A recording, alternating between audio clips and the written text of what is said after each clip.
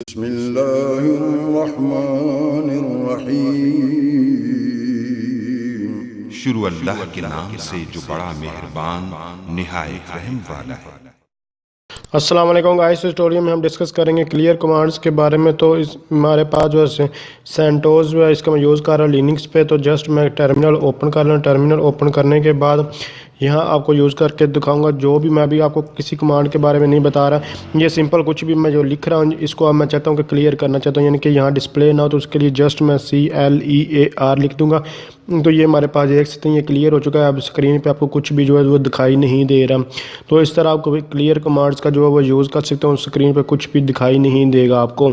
उसके बाद इसके लिए आप शॉर्टकट को यानी कि ये तो आप क्लियर लिख रहे हैं, इसके अलावा अगर सिंपल ये शॉर्टकट की का यूज़ करना चाहे तो उसके लिए आपको जस्ट यहाँ जो है Ctrl L का यूज़ करना। तो जब मैं जैसे ही Ctrl L का यूज़ किया तो देख सकते हैं ये हमारे पास फिर भी जो है क्लियर हो चुका है।